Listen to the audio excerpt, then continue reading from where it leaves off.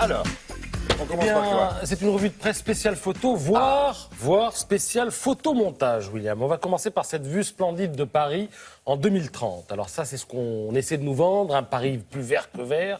Alors il faut avoir l'œil, regardez en bas, au pied de la tour Eiffel. Oh, je vois des girafes, des impalas. Demain, peut-être, on aura un zoo. Pas mal. Ouais. Alors, le magazine Beaux-Arts écrit qu'on accuse souvent Paris d'être une ville-musée, de faire du surplace en matière d'architecture, et qu'on a tort parce que la capitale fourmille de projets et elle pourrait à l'avenir ressembler à ça. Voilà, ça c'est un projet de Jean Nouvel. En revanche, ce qui n'est pas un projet, c'est ça, c'est déjà signé, la tour Triangle, elle sera livrée en 2020 et ce sera à 200 mètres d'ici, à 200 mètres de France Télé. Ah bon, c'est dans le 15e? Oui, entre France Télé et le Parc des Expositions. Alors, ce dont je vous parle, c'est pour demain, horizon 2030 maximum. Mais si vous voulez vous projeter plus avant, 2050, c'est du côté de VSD qu'il faut aller fureter ce week-end. Paris, ville verte, Paris hérissé d'improbables hautes futaies. Ce Paris-là a germé dans le cortex de l'architecte Vincent Calbeau. Alors, l'idée, c'est que la ville produise à terme sa propre énergie. Notez la forme des péniches sur...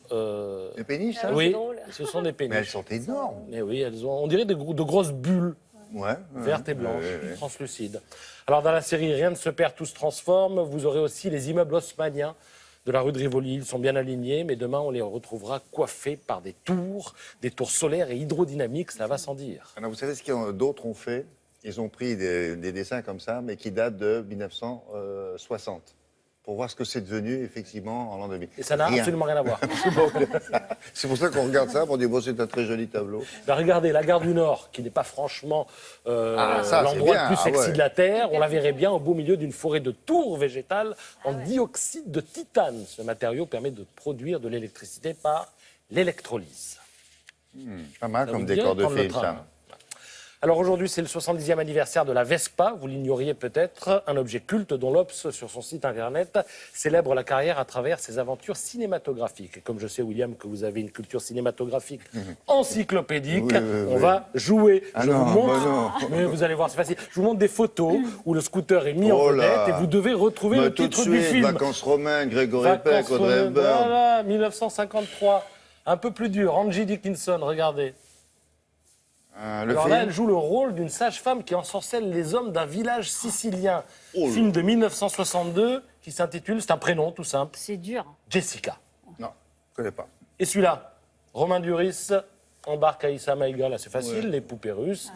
En 2005, film de Clapiche. Regardez, Matt Damon et Gwyneth Paltrow.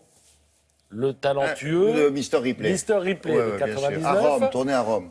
Ça, vous allez trouver une armada de paparazzi à scooter à la fontaine de Trévis, mais pour être très précis, cette scène. Et là, une armada de scooters qui entoure une voiture, c'est... Film italien. Oui, Fellini. Fellini. Là. Dolce Vita. Dolce Vita, avec 60. une TR3 à droite. Et alors, un film de Claude Autant-Lara avec Brigitte Bardot et Franco Interlingui, là aussi, vous savez, 1958, en cas de malheur. Allez, le dernier. Franco, attendez. Allez-y, William, dites-nous. Franco Interlingui.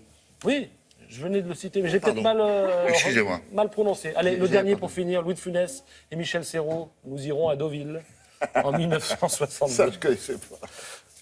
Il est sympa, mon petit jeu. Oui, il est bien. Vous en avez un autre? J'en ai plein.